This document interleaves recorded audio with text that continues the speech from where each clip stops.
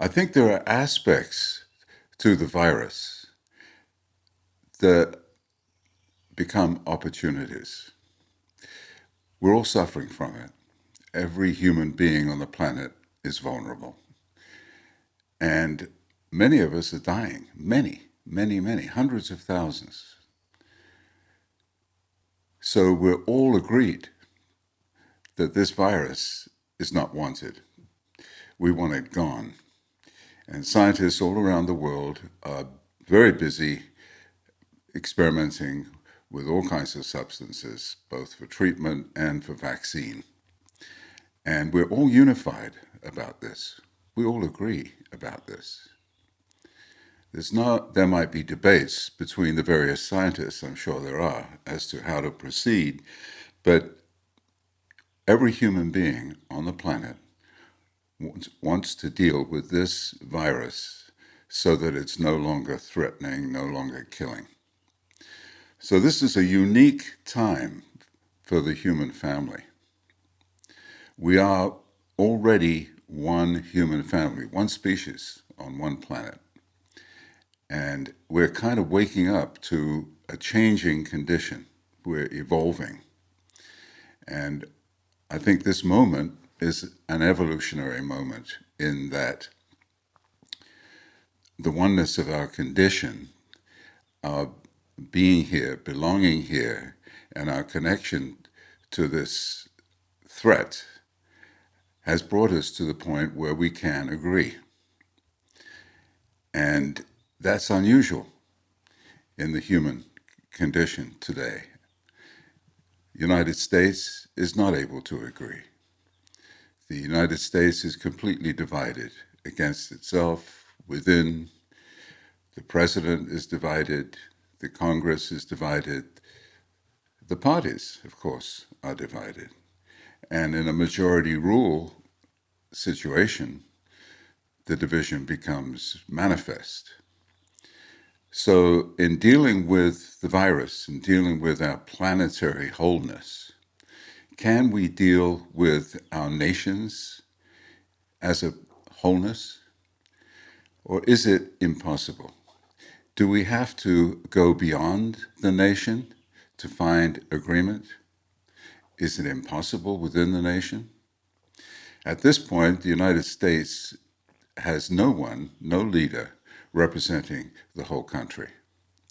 Each person in power, so-called power, is either a Democrat or a Republican, sometimes an independent, but very aware of a political game of opposition and getting defeated, winning, losing, and concerned with majority and minority, and absolutely divided, absolutely confused in its wholeness. The wholeness is not clear.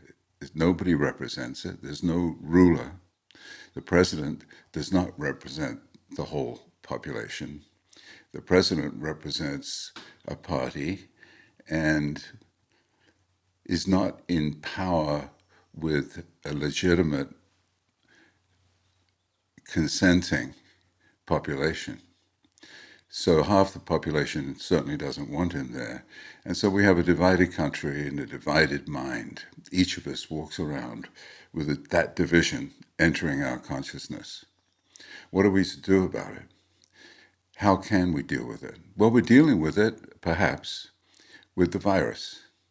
And perhaps that, the symbol of that, can perhaps take us to another place in relation to the way the nation operates.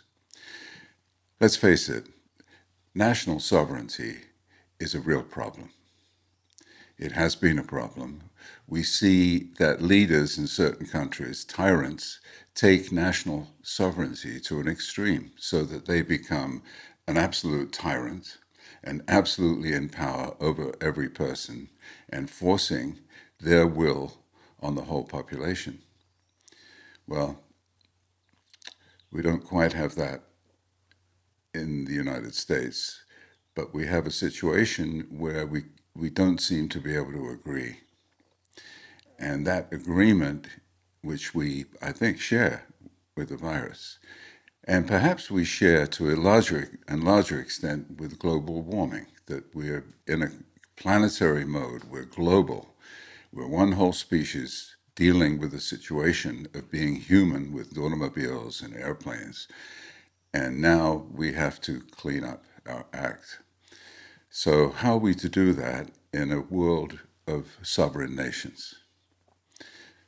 The sovereign nations, United Nations, do not actually function with a purpose of agreement.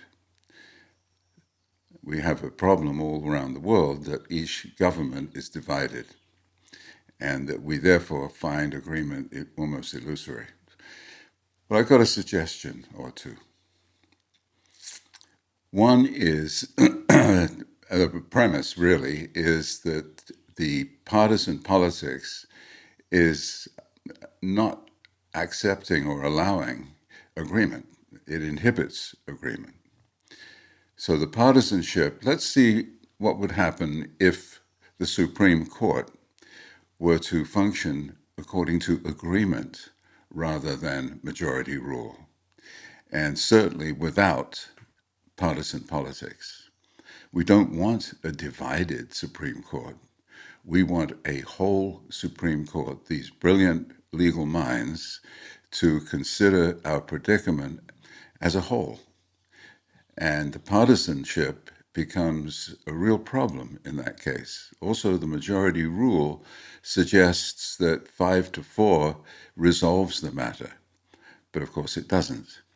What must happen, or seems to me to be the thing that would be a very healing of the divisions that are now running wild through the culture,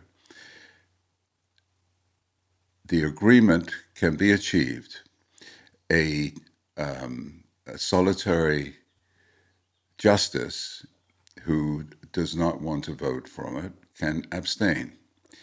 It could be even that if that person could get a second and it's still, let's say, 7-2, there could be 2 abstentions.